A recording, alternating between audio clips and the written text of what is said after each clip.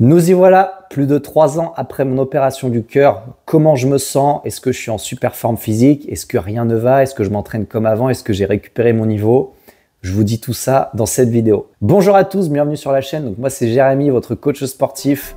Et aujourd'hui, je fais un bilan, plus de 3 ans après, comment je me sens. Donc je vais parler dans la première partie de cette vidéo de mon état, de ma condition physique. Et dans la deuxième partie de la vidéo, je vais répondre à vos questions. Donc merci à tous parce que je reçois des questions de la France entière, même du monde entier. J'ai appelé quelqu'un du Québec cette semaine. Vraiment merci. Donc j'ai pioché un petit peu les questions les plus intéressantes et comme ça j'espère que ça servira à beaucoup de monde. Déjà pour commencer, je vous mettrai des vidéos de mon état de forme, donc je me sens vraiment bien. Je m'entraîne absolument normalement. Donc moi aujourd'hui je suis sur un rythme d'environ en moyenne une séance de course à pied dans la semaine, 4 séances de musculation, 4 à 5 et parfois une séance de crossfit dans la semaine.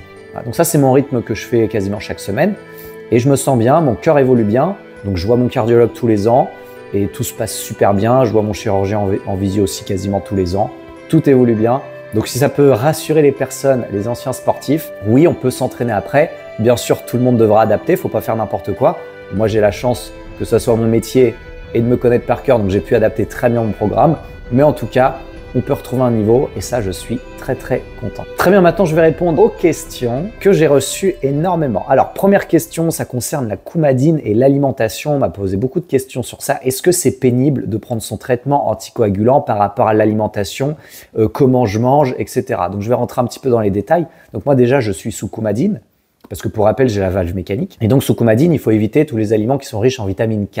Donc moi clairement j'ai balayé de ma vie les brocolis et les choux-fleurs, alors c'est pas trop dérangeant on va dire, je les ai balayés de ma vie, mis à part ça, je mange normalement, je surveille juste régulièrement avec l'appareil que j'ai chez moi mon sang, mais j'adapte tout seul si besoin mon traitement et puis je m'en sors, je reste toujours dans ma fourchette, donc c'est un petit peu pénible parce que ça bouge pas mal, mais en tout cas je m'en sors bien, je vis normalement, il n'y a pas de souci, il faut juste penser à prendre ses médicaments tous les soirs, mais mis à part ça c'est ok. Je fais juste attention aux légumes. Quand je vois que mon INR est trop bas, en fait, je dose comme ça. Je regarde par rapport à mon INR, ensuite je dose mes légumes, tout simplement. Puis les autres aliments riches en vitamine K, donc de mémoire, je crois qu'il y a par exemple, il y a l'avocat, il y a tout ce qui est vert, normalement, tous les aliments verts. Il y a aussi un petit peu les noix, les amandes, tout ça. Donc, il faut faire attention à ça. De toute façon, vous trouverez des listes d'aliments faciles sur Internet. Moi, je m'en étais imprimé une. Et puis, je gère très bien tout seul, donc il n'y a aucun souci. On s'adapte à ce traitement. Et ça passe plutôt bien. On m'a posé des questions sur le bruit de la valve, parce que le bruit est assez important. Et on me demande si on s'habitue à ce bruit, si le bruit diminue. Alors non, le bruit ne diminue pas. En fait, ça va dépendre de chaque personne. Est-ce qu'on s'habitue à ce bruit? Bien sûr que oui. Moi, à mes débuts, il me gênait énormément. Ma compagne ne pouvait même pas dormir à côté de moi. Elle claque très fort, la mienne. Elle claque très fort. Mais aujourd'hui, ça va. Je l'entends plus, 90% du temps, je l'entends plus. Il y a que dans certaines situations, ça me gêne encore un petit peu. Par exemple, des fois, le soir, c'est vrai que j'aimerais bien qu'elle s'éteigne. Alors, heureusement, faut pas qu'elle s'éteigne et heureusement qu'elle fonctionne encore. Mais c'est vrai que des fois, j'aimerais bien la couper quand je veux m'endormir. Mais ça va très vite. Je l'oublie très vite après. Elle ne me gêne plus du tout pour dormir, en tout cas. Et puis, il y a les petits moments gênants où je suis dans une pièce où il n'y a aucun bruit avec une personne que je ne connais pas. Et en général, elle cherche d'où vient le bruit. Des fois, elle me pose la question, elle me dit c'est quoi qu'on entend claquer? Donc je dis voilà, c'est moi, c'est mon cœur. Donc elle s'attend pas à entendre ça. Mais c'est tout. Sinon, aucun problème. Donc le bruit est toujours là, mais le bruit, on s'y fait très bien. Il n'y a pas de souci, pas de panique. C'est dur, je dirais, les 3-4 premiers mois. On m'a posé des questions sur la musculation, donc mon domaine d'expertise. Donc j'ai pas mal de personnes de moins de 35 ans qui faisaient beaucoup de musculation et qui se posent la question, mais est-ce que je peux encore pratiquer? J'ai vu que toi, tu pratiques encore, alors que moi, on m'a déconseillé. Moi aussi, on m'a déconseillé. Et c'est normal, c'est un sport assez à coup. Mais voilà, moi, c'est ma passion. Moi, je veux vivre le plus normalement possible. Donc, est-ce que tout le monde devrait faire de la musculation? Peut-être pas. Maintenant, pour moi, tout le monde peut en faire. Il faut juste gérer l'intensité. Il faut bien se dire qu'en fait, la musculation, c'est à nous de gérer l'intensité. La musculation peut très bien être un sport sans à-coups. On peut très bien faire du renforcement très léger, ça devient une séance d'intensité modérée, il n'y a aucun problème. On n'est pas obligé de faire forcément du lourd, même si moi aujourd'hui je fais du lourd. Donc aujourd'hui je m'entraîne comme avant, je fais du lourd, je fais de la haute intensité, tout se passe très bien. Bien sûr, je ne conseillerais peut-être pas à tout le monde de faire ça, mais en tout cas, n'ayez pas peur. La pratique est tout à fait possible, il faut juste le faire intelligemment, il faut revenir en forme intelligemment, faut adapter peut-être un petit peu les programmes. C'est vrai, moi, qu'aujourd'hui, je me pousse un peu moins qu'avant. Alors aussi parce que j'ai d'autres objectifs, j'ai d'autres envies, j'ai des performances qui sont acceptables, pas aussi bonnes qu'avant encore, mais c'est pas ce que je recherche. Et voilà, j'ai trouvé mon équilibre. Donc le tout, c'est de trouver son équilibre, de s'entraîner pour le plaisir, et on peut très bien avoir de nouveau un très bon physique, un très bon niveau. Pour moi, c'est tout à fait possible. On m'a posé des questions aussi sur de la tachycardie. Donc, beaucoup de personnes ont remarqué un problème au niveau des battements du cœur. Des fois, soit il s'emballait un petit peu, il avait un battement irrégulier. Alors, est-ce que ça m'est arrivé? Oui, étonnamment, ça m'est arrivé surtout au début. Ça m'est arrivé souvent que mon cœur s'emballe très vite, mais ça durait que 10 secondes, pas plus. Et ensuite, ça redescendait. Aujourd'hui, ça me le fait moins. Donc, voilà, j'ai pas d'explication. Il faudrait poser la question à votre médecin, bien sûr. Mais oui, ça m'est arrivé au début, aujourd'hui ça me le fait quasiment. On m'a posé la question sur la douleur après l'opération, donc la cicatrice. Est-ce que la douleur reste longtemps? Parce que la douleur est assez horrible au début, hein. La douleur est très très intense, on peut même pas bouger la tête. Alors ça dépend ce que vous appelez long.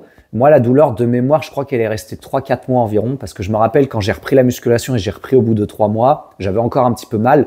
Je pouvais pas faire les exercices de développer ou d'écarter, ça me faisait mal. Donc je crois que la douleur est restée un bon 4 mois. Mais aujourd'hui, j'ai plus mal du tout. Donc la douleur part au bout d'un moment. Tout ce que j'ai aujourd'hui, c'est que je peux toujours pas m'allonger sur le ventre. Non pas parce que j'ai mal, parce que ça me gêne d'écraser ma cicatrice. Alors, je sais pas si c'est psychologique, je sais pas si ça le fait à d'autres personnes, mais d'écraser ma cicatrice, ça me gêne énormément. Je trouve ça très désagréable. Et donc aujourd'hui, je ne m'allonge plus sur le ventre, je ne dors plus sur le ventre.